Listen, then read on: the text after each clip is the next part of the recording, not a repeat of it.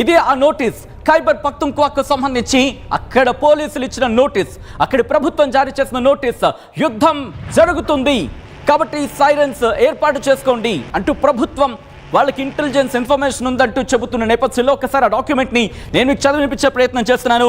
Installation of sirens, escalation in tension situation by Indian forces along with the line of control. Installation of sirens ని install చేయడం జరుగుతోంది. Escalation అంటే tense situation ఉంది. Indian forces అంటే భారత బలగాలు line of control మీద దాడి చేసే అవకాశం ఉంది అంటే ఒకసారి అదుగు మీరు చూడొచ్చు. ఆ డాక్యుమెంట్ కి సంబంధించి మీరు చూస్తే ఫస్ట్ లైన్ లో ఆ హెడ్ లైన్ లోని ఆ సబ్జెక్ట్ లోనే మెన్షన్ చేయడం జరిగింది. ఆ తర్వాత మెమోలో మీరు చూస్తే it is stated that importance of warning system during any emergency especially war needs no emphasis. Warning system plays an important role in the war during air attack by enemy in fact and in any disastrous situation. The warning or alarm system of civil defense can be used as an efficient tool for dissemination of war or air raid alert, enabling the public to take security and protection measures. అంటే ఈ ఎప్పుడైతే siren ఏర్పాటు చేయడం జరిగిందో అప్పుడు ప్రజలు తమ భద్రతను వాళ్ళు చూసుకోవాల్సి ఉంటుంది. ప్రొటెక్షన్కి సంబంధించి భద్రత విషయంలో జాగ్రత్తలు తీసుకోవాలి అంటూ కూడా వాళ్ళకి సజెస్ట్ చేయడం జరుగుతోంది. As the current tense situation is at our eastern border has been escalated by Indian forces along with line of control, the importance of civil defense warning system has increased manifold అంటూ కూడా ఎప్పుడైతే line of control దగ్గర భారత బలగాలు అక్కడ మోహరించాయో ఆ importance అర్థం చేసుకోండి. ఈ నేపథ్యంలోనే ఆ వార్నింగ్ సిస్టమ్ ఆ సైరన్స్ ని ఏర్పాటు చేయడం జరిగిందంటూ కూడా పాకిస్తాన్ చెప్పుకొచ్చింది. In order to meet such likely emergency situation in province అంటే ఆ ప్రోవిన్స్కి సంబంధించి ఖైబర్ పఖ్తుంఖ్వా అక్కడ ప్రోవిన్స్ అంటూ ఉంటారు, మన జిల్లాలు అంటూ ఉంటాం కదా, అటువంటి సందర్భంలో అక్కడ ప్రాంతాలకు సంబంధించి ప్రోవిన్స్ అంటూ ఉంటారు. ఇలా 50 ఎలక్ట్రానిక్ సైరన్స్ ని ఏర్పాటు చేయడం జరిగింది అంటూ కూడా చెప్పుకొస్తూనే ఆ ప్రాంతాలకు సంబంధించి లిస్ట్ కూడా మీరు చూడొచ్చు. కిందన మొత్తం 29 నగరాలకు సంబంధించి మనం చూడొచ్చు. దాంట్లో పేషావర్ ఉంది, అబోతాబాద్ ఉంది, మర్దన్ ఉంది, కోహత్ ఉంది, స్వాత్ ఉంది, అలాగే డిఐకి సంబంధించి బన్ను, మల్కనంద, దిర్ లోవర్, చిత్రాల్ లోవర్, కుర్రం, చసదా, అలాగే నౌషేరా, స్వావి, బాజాపూర్, హరిపూర్, మన్సెరా, అలాగే హంగు, మహమ్మద్, దిరప్పర్, సంగ్లా, బన్నర్, లక్కీ మర్వత్, ఖైబర్, నార్త్ వజ్రిస్తాన్, సౌత్ వజ్రిస్తాన్, అలాగే బట్టాగ్రామ్, ట్యాంక్, ఓర్కాజాయ్, ఈ 29 సిటీల్లో కూడా సైరన్ మోగింది. ఆ సైరన్ మోగిన సౌండ్ మీరు వినడం జరుగుతోంది. ఆర్టీవీ స్క్రీన్ మీద ఇప్పటికీ ఏర్పాట్లు చేశారు. వాటిని ఖైబర్ పఖ్తుంఖ్వాకి సంబంధించి మాట్లాడుకున్న సందర్భంలో మీకు గుర్తుంటే కనుక నిన్న ఇటు పోలీసులకి అలాగే అక్కడ భద్రతా బలగాలు పాకిస్తాన్ భద్రతా బలగాలకు మధ్య యుద్ధం జరిగిన ప్రాంతం కూడా ఇదే. సో అక్కడ ఎంత టెన్స్ సిచ్యువేషన్ ఉందో అర్థం చేసుకోవచ్చు. ఒకవేళ ఖైబర్ పఖ్తుంఖ్వాకి సంబంధించి ఇబ్బందికర వాతావరణం జరిగితే రావల్పిండి కావచ్చు లేకపోతే ఇస్లామాబాద్ కావచ్చు ఒక్కసారిగా వణికిపోతాయి. ఆ 2 నగరాలకు సంబంధించి ఒక్కసారిగా జంకు పుడుతుంది. భద్రతను ఏర్పాటు చేయడంలో మరి వాళ్ళ చేతుల్లో ఉండే అవకాశం ఉండదు. సో ఈ నేపథ్యంలోని ఆర్టీవీ ఒక క్వశ్చన్ మీకు రైజ్ చేయడం జరిగింది. ఒకసారి ఆ క్వశ్చన్ కూడా మీరు చూడడం జరుగుతోంది స్క్రీన్ మీద. అండ్ మీ ఒపీనియన్ ఏంటి అనేది పోల్లో చెప్పే ప్రయత్నం చేయండి. ఆ పోల్కి సంబంధించి ఒక్కసారి చూసే ప్రయత్నం చేద్దాం. ఆ పోల్కి సంబంధించి పాకిస్తాన్లో ఎమర్జెన్సీ తప్పదా? ఇదే అంశానికి సంబంధించి పాకిస్తాన్ ఎమర్జెన్సీ తప్పదా అంటే దాదాపుగా ఉన్న మాట వినిపిస్తోంది. కానీ ఒక 6 మాత్రం నో అంటున్నారు. కారణం ఏంటి? ఇన్ఫ్యాక్ట్ సో దానికి సంబంధించి ఒకసారి చెప్పే ప్రయత్నం చేయండి. అట్ ద సేమ్ టైం ఇప్పుడు పాకిస్తాన్ యుద్ధ సైరానికి సంబంధించి పాకిస్తాన్లో యుద్ధ సైరన్ మోగిన అంశానికి సంబంధించి యుద్ధంలో గెలుపు ఎవరిది? పాకిస్తాన్ దా భారత్? సో ఈ నేపథ్యంలో ఆ 1% పాకిస్తాన్ అంటూ చెప్తున్నారు. 1% 1% మాత్రం ఇటు పాకిస్తాన్ అంటున్నారు. గుర్తుపెట్టుకోండి, ఇటు నేషనల్ ఇన్వెస్టిగేషన్ ఏజెన్సీ అలాగే భారత రక్షణ శాఖ, కేంద్ర హోంమంత్రిత్వ శాఖ మీ మీద కన్నేసి ఉంచింది. మీ మీద కనీసం ఒకవేళ పాకిస్తాన్కి ఎవరైనా మద్దతుగా వెళుతున్నా, పాకిస్తాన్ తరఫున మాట్లాడే ప్రయత్నం చేస్తున్నా, ఒకవేళ ఫేక్ న్యూస్లు ప్రచారం చేసినా, లేకపోతే పాకిస్తాన్కి సంబంధించి మద్దతుగా ఏమైనా మాట్లాడే ప్రయత్నం జరిగినా గుర్తుపెట్టుకోండి, మీ చర్యల మీద ఒక నిఘా ఉంటుంది, ఒక నజర్ ఉంటుంది. ఎందుకంటే 1 కాదు 2 కాదు 26 మంది ప్రాణాలను బలి తీసుకున్న పాకిస్తాన్కా మీరు సపోర్ట్ ఇచ్చేది? 26 మంది ప్రాణాలు తీసుకున్న పాకిస్తాన్కా మీరు సపోర్ట్? ఒక్కసారి ఈరోజు ఒక తండ్రి ఇన్ఫ్యాక్ట్ ప్రాణాలు కోల్పోయిన తర్వాత ఈరోజు ఒక బిడ్డ ఆమె ఎగ్జామ్లో పాస్ అయ్యి 85 మార్క్స్, ఇన్ఫాక్ట్ 85% తెచ్చుకుంటే ఎంత బాధపడుతుందో తెలుసా తండ్రి లేక? ఓ మహిళ తన భర్తను కోల్పోయిన ఆవేదన తెలుగు గడ్డ మీద, ఇంకో మహిళ తన భర్తను కోల్పోయిన ఆవేదన తెలుగు గడ్డ మీద. ఒక్కసారి వాళ్ళ బాధ ఒకసారి చెవులతో వినండి, కళ్ళారా చూడండి. అప్పుడు పాకిస్తాన్కి ఎలా సపోర్ట్ చేయాలో తెలుస్తుంది. బహుశా మీ ఇంట్లో ప్రాణం కాదు కదా అని చెప్పి మీరు ఊరుకుంటే రేపు మీ ఇంటి వరకు వాళ్ళు వస్తారు.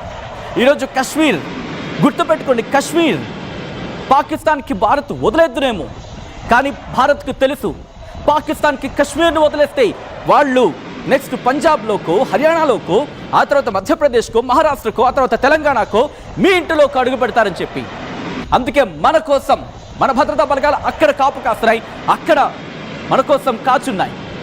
ఇటువంటి నేపథ్యంలో మీలాంటి వాళ్ళ పాకిస్తాన్కి సపోర్ట్ చేసేది ఆలోచించే ప్రయత్నం చేయండి. మా ప్రతినిధి మధు అప్డేట్స్ అందించేందుకు సిద్ధంగా ఉన్నారు. మధు, దాదాపుగా యుద్ధ సైరన్ మోగించేసింది పాకిస్తాన్, భయపడిపోతుంది. ఒక పక్క బలూచిస్తాన్, ఒక పక్క ఆఫ్ఘనిస్తాన్. ఇటువంటి సినారియోలో పాకిస్తాన్ ఎందుకు ఇంత భయపడిపోతోంది? ఇక్కడ మన దగ్గర ఎటువంటి ఏర్పాట్లు అయితే అంతగా మనకేం కనిపించట్లేదు.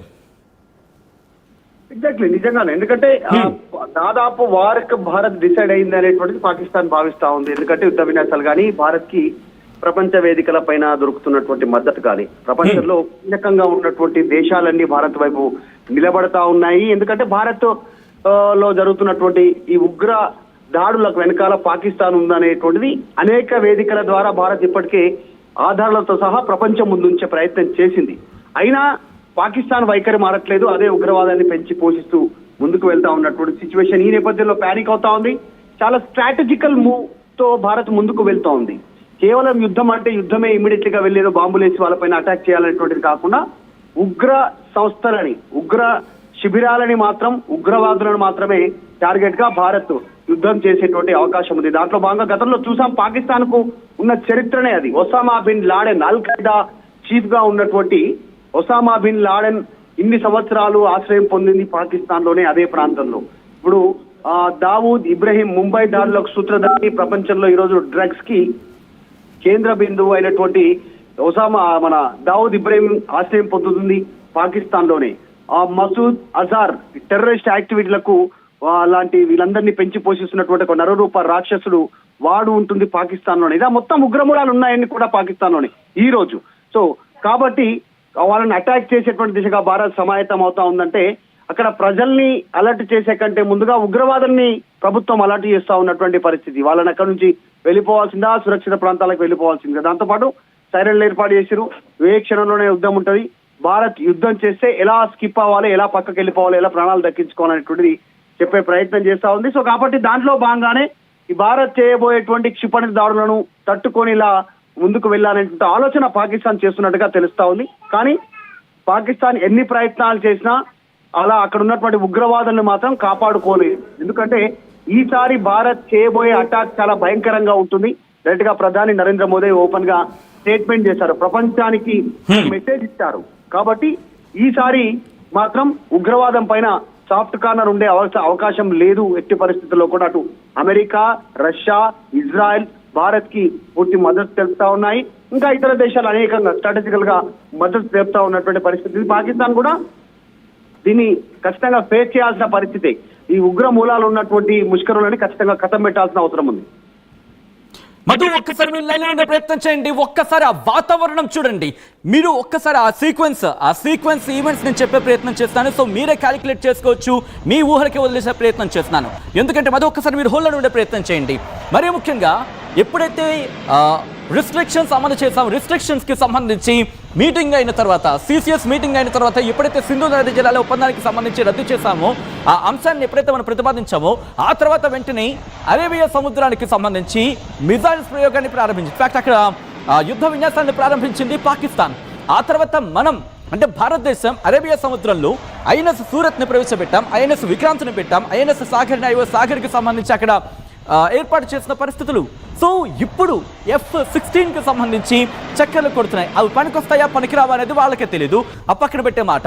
ఆ తర్వాత ఇది భారత్కి సంబంధించి రఫేల్ లాంటి యుద్ధ విమానాలు కూడా సిద్ధంగా ఉన్నాయి. యుద్ధ విన్యాసాలు ప్రారంభమయ్యాయి. మీరు కనుక హైదరాబాద్ వాసులు అయ్యి ఉంటే ఒక్కసారి మధ్యాహ్నం సందర్భంలో ఒకసారి చూస్తే గాల్లో యుద్ధ విన్యాసాలకు సంబంధించి ఆ విమానాలు గాల్లో చక్కర్లు కొడుతున్న సందర్భాన్ని మీరు చూడొచ్చు. సో అటువంటి సందర్భం నేనైతే చూసానబ్బా. నేనైతే మాత్రం ఆఫీస్కి వచ్చే క్రమంలో ఒక జెట్ సర్రమని వెళ్ళిపోతుంది. సో అటువంటి సినారియో. అక్కడి నుంచి చూసుకుంటే ఇప్పుడు 2 గంటలకు, అంటే ఈరోజు ఉదయం 2 గంటలకు, కరెక్ట్గా చెప్పాలంటే నిన్న అర్ధరాత్రి 2 గంటలకు పాకిస్తాన్ ఇన్ఫర్మేషన్ బ్రాడ్కాస్టింగ్ మినిస్టర్ ఏమంటాడు అర్ధరాత్రి 2 గంటలకు అంత ఎమర్జెన్సీ మీటింగ్ ఏంటి, అంత ఎమర్జెన్సీ ప్రెస్ మీట్ ఎందుకు? మళ్ళీ వచ్చేమంటాడు 24 గంటల నుంచి 36 గంటల యుద్ధం వచ్చేస్తుందట, యుద్ధం భారత్ చేస్తుందట. దానికే భయపడిపోతోంది. ఈ రోజు రాత్రి 2 గంటలకు కరెక్ట్గా 24 గంటలు ముగుస్తుంది. ఈ రోజు రాత్రి 2 గంటలకి 24 గంటలు ముగుస్తుంది. ఈ